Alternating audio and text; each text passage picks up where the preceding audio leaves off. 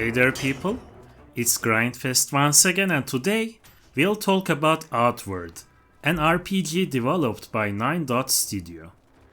Ever heard of the saying, it's not about the destination, it's about the journey? I think Outward takes this saying to heart. Whatever your goal may be, the approach you have to take on attaining that goal is where the fun of Outward lies. Maybe you had to set multiple traps to take down a manticore to get a better weapon. Maybe you had to watch two beasts have at each other to reap the rewards afterwards. Maybe you had to coat your weapon with a varnish to be able to deal with ghosts. Or maybe you had to lure that Wendigo into a narrow corridor. Maybe you couldn't deal with the cold winter because you were wearing plate armor and you left your fur armor at your house. Or maybe you ate the arm of a poisonous octopus's arm to cure the infection you contracted from a hyena, but ended up dying because you had no antidotes in your backpack. In the lands of Ori, there are a lot of ways to die and a lot of ways to deal with them.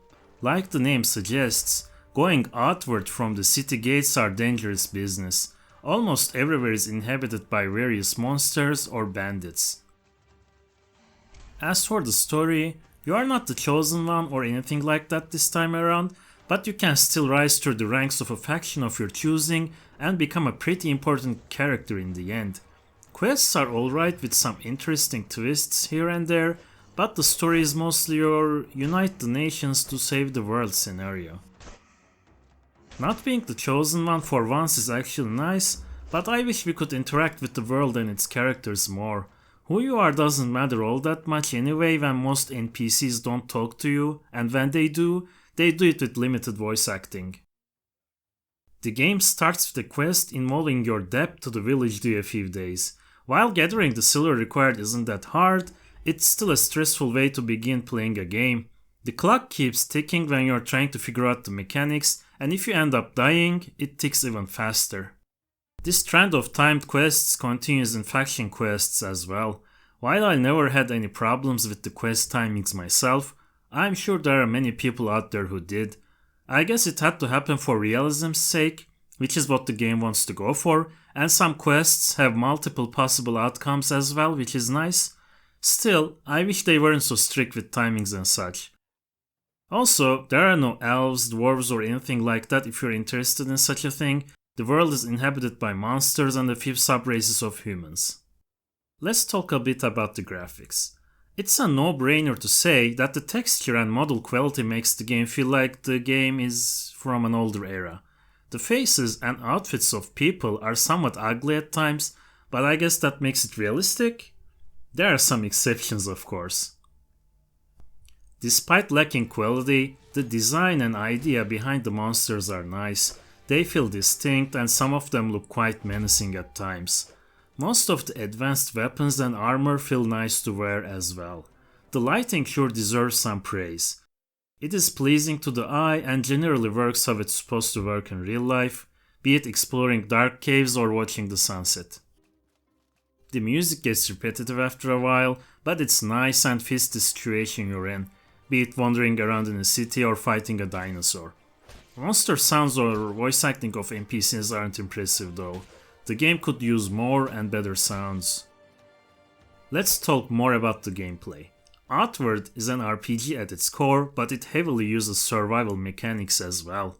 While you're busy fighting monsters or doing quests, you also need to deal with stuff like hunger, thirst, sleep and weather. For example, if you wear plate armor in the winter, you'll probably have to constantly light campfires to even keep going.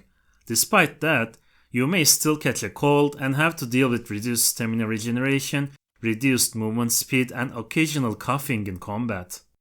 You may even straight up die if you manage the cold terribly. Luckily, your local merchant probably sells some leather or fur armor and some tea to help with the cold. The desert or the rain will challenge you in other ways. As you travel and fight enemies, you will get tired and your max stamina and health will decrease. The simplest way to deal with this is to sleep it off, but that will decrease your max mana and you will get hungry and thirsty after sleeping. There is also bleeding, injuries, diseases and more to worry about. There are all these things to worry about, but you can deal with them with various equipment and consumables, or magic if you're proficient at it. You can use bandages, potions, food, even tea is very useful. You can buy most of these stuff from shops, but you can also craft them.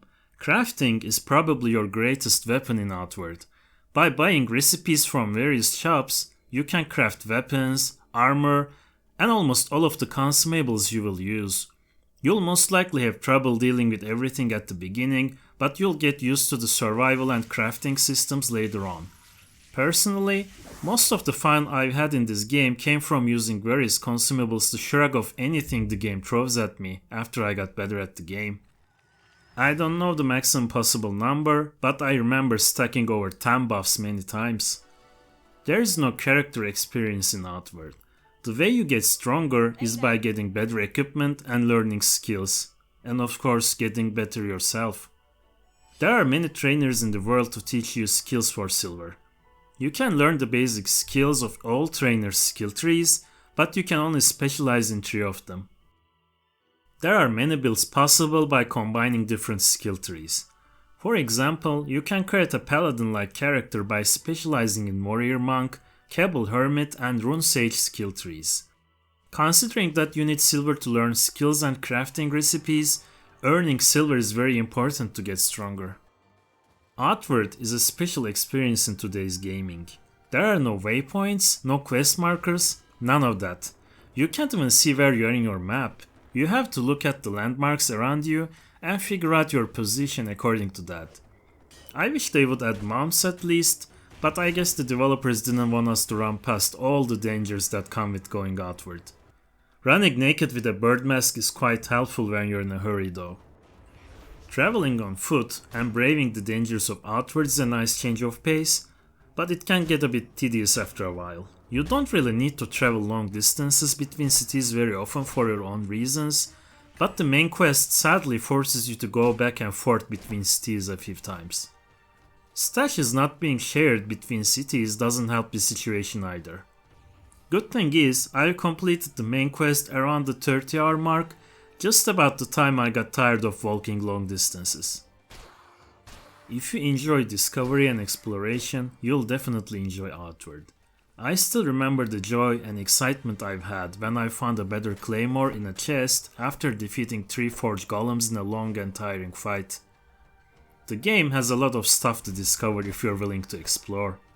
Lost tombs, deep and dark caves, bandit hideouts, manticore nests and more are all waiting for you with their dangers and loot. The main quests don't really ask you to go to these dungeons, so I guess you need to be willing to explore. Magic feels satisfying to learn and use. You need to sacrifice some of your health and stamina to unlock mana in a special place. You can determine the amount you want to sacrifice for mana to shape your character's build. There are tons of passive and active skills, and most skill trees feel different to use. The game doesn't only use simple skills like elemental and martial ones, there are also sigils, runes, infusions, and some skills can also combine with each other, resulting in different effects. Magic is helpful in all the way from your daily troubles with the weather and environment to fighting monsters. The combat is mostly Souls-like combat. You can lock on a target, and if there are multiple enemies, you can switch between them. The type of backpack you carry and your equipment weight also matters how fast you can dodge attacks. You can drop your backpack to pick it up after the fight ends. Most of the attacks are actually easily dodged without rolling after you get the hang of it. Magic, bows, pistols and traps are there to weaken the enemy if you're not confident in going all in from the start. Damage types and resistances are also really important. You can use different armor and potions to resist a damage type or coat your weapon in an element that your target is weak to. The game sometimes makes you feel like a monster hunter or witcher in that regard. There are also specific weapon attacks and skills you can use. Unfortunately, the combat can be a bit clunky and unresponsive at times, but you adapt to it after a while. Learning the game can take a while, but don't be afraid to die every now and then. Dying can actually have interesting results. Maybe hyenas will drag you to their lair to eat you later, maybe someone will save you and even leave a drink, Maybe an undead monster will find it in its heart to save you, or maybe you'll simply end up being dragged to a city battered and injured. I even ended up as a slave miner once. I think the worst thing that can happen is losing a valuable item from your backpack, but still, that's not the end of the world. The game also auto-saves after you die, so there is no loading back unless you use cheats. The world of Ori is quite vast, with a few big cities to visit, but unfortunately the world doesn't feel very alive. Outside of cities and some landmarks, the open world is sort of empty, and most of the NPCs in the cities don't even talk to you. The ones that do also do it very briefly outside of quests. Like I've said before, Outward is a special experience. If you are tired of hand-holding and going from point A to point B until the final boss, this can be a nice change of pace. While the game doesn't take very long to finish, I think it isn't for short playing periods. The game involves quite a bit of traveling on foot, so I suggest sparing at least an hour or so to feel like you've accomplished something in that playthrough. If you want to experience another faction story or simply try out another character, you can pass through some items from your old character through the legacy chests. As for the bugs and glitches, the only bug I've encountered was a unique boss not being in a supposed place, but I fixed the situation with a console command. Outward has 2 DLCs so far. Personally, I have felt satisfied with the game after I completed the main story, but I'll still briefly talk about the DLC. They are not at all necessary to enjoy the game, but they add quite a bit of content if you want more Outward. This Horribarians DLC adds a corruption mechanic, mostly aimed at decay magic users. It also adds over 80 enchantments and vampiric weapons to further specialize your equipment. It also adds 2 new skill trees, a region and a faction questline. The most important thing this DLC adds is partial fast travel through caravan and runic train systems, which can be helpful if you are tired of traveling on foot. The Three Brothers DLC also adds a new region and 3 new skill trees.